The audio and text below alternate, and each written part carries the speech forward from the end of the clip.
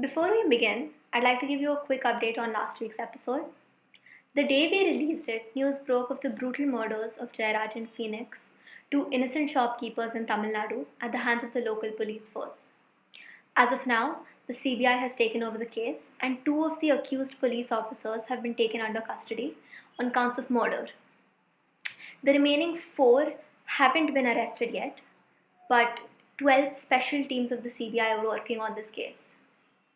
This is a result of the extreme outrage on social media. The petitions we signed, the emails we sent, this is a victory. So even if it seems like small things don't do anything, keep participating, keep trying. Thank you. Hi, I'm Sanika Bhangakar. Welcome back to the show. Yes, we're calling it a show. Yes, we're overreaching. Please keep watching. Please.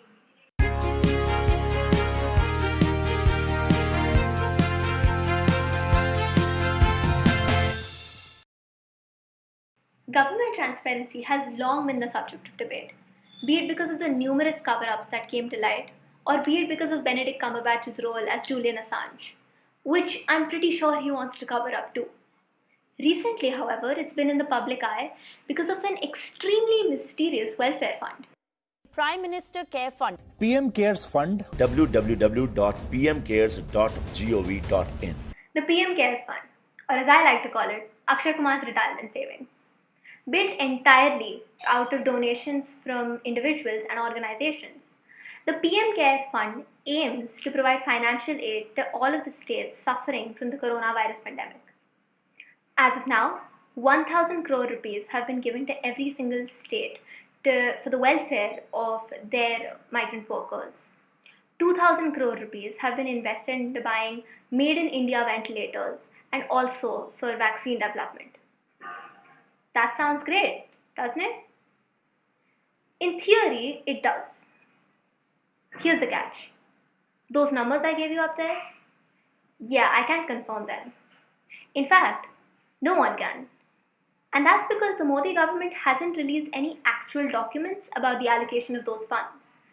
And when an attempt was made to invoke said documents under the Right to Information Act, the Modi government dismissed it, claiming that the PM Cares Fund isn't a public authority.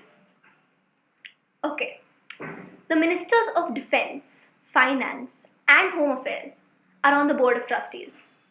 Modi himself acts as the ex officio chairperson. And if that's not enough, they literally use the state emblem of India, which is illegal if you're not a public authority. Come on, man, at least try to cover it up well. That's like if the Area 51 raid found aliens and the army said that they weren't aliens, they were just a rare species of cactus. You know what though, let's back up a minute. The PMNRF, Prime Minister's National Relief Fund.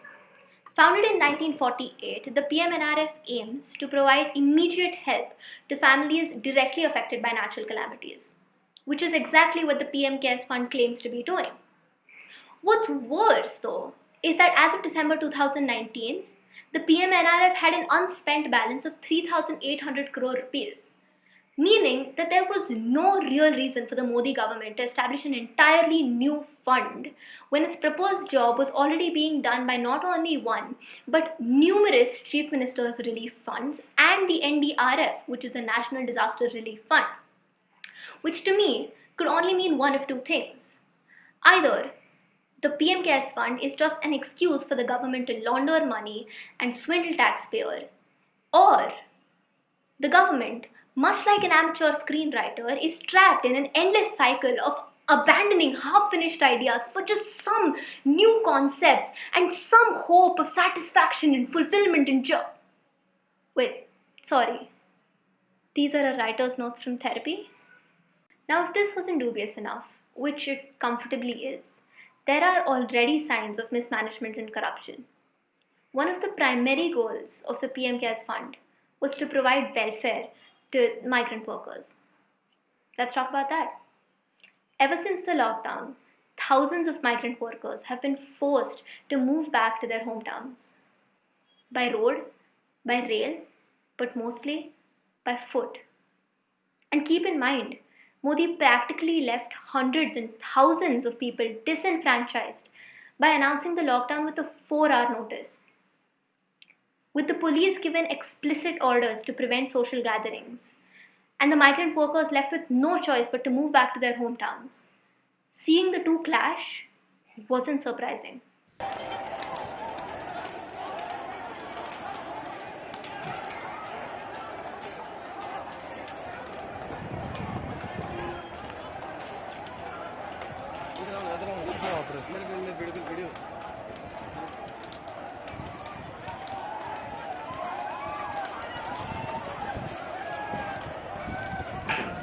When the government finally decided to provide rail services to these migrant workers, instead of providing them for free by investing the money collected by the fund, they sold the tickets, often at very expensive prices which they couldn't afford, causing hysteria and an ineffective solution.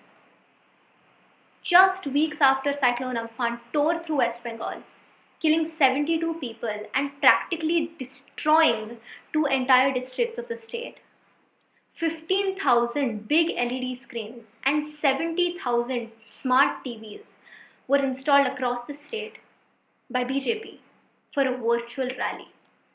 Oh, it isn't shady enough, you say? Well, fictional audience member in my head, let me raise you another point.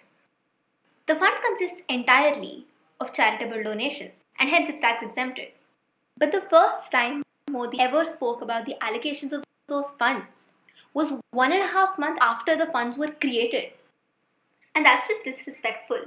Like, steal my money if you want, but know what you're going to do with it beforehand at least. Overall, the PM Cares Fund is proving to be yet another shoddily executed attempt at welfare by the Modi government. And the worst part is that it's being heralded as a great idea at a time of a crisis. At a time like this, when humanitarian aid is of utmost importance, the BJP have yet again proved that they care about no one beyond their vote bank, reaffirming my belief that the entire party is full of rare species of cacti. That's our show. Thanks for watching.